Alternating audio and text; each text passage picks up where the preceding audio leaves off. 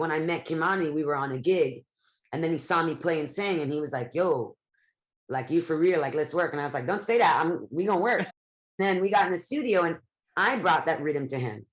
And I had produced that rhythm with my music director, and he was like, yo, I played him a few beats, and he was like, no, that one's like authentic, that one's, you know. We could tell. But I'm like, whoa, you know, even in that moment, I'm like, wow, a Marley is telling me my reggae production is authentic. That's respect. That's respect on both ways. That's respect to him for even saying that. We were in the studio, and he was like, well, what do you want to talk about? I was like, and it was the week that we saw them whipping the people at the border, and I was like, this is, and we started talking about it, and I just made up the hook right there. And then he was word, and then he started writing his thing. It was really organic.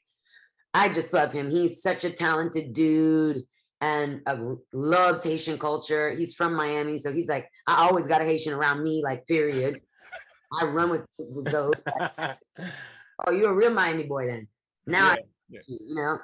And so, you know, from him to Cure or Root Shout, it's like, why not work, sis? Like, we're doing something together. We're in the community as colleagues. Like, people at the time really like thought that we had beef, and we would, which was the concept of the video that we produced. Right.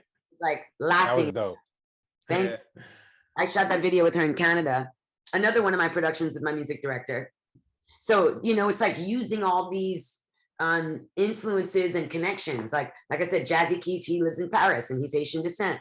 You know, my music director is an American, but he's like a studied jazz musician and great, you know, arranger and producer. You know, I'm classically trained. Why limit yourself when you can have more to share and more to experience?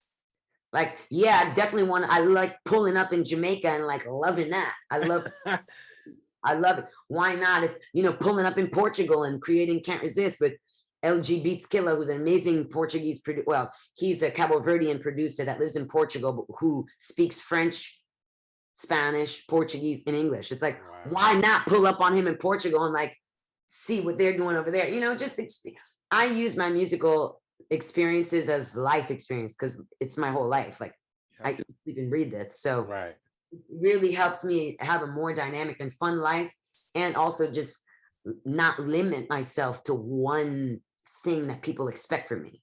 Where do I start?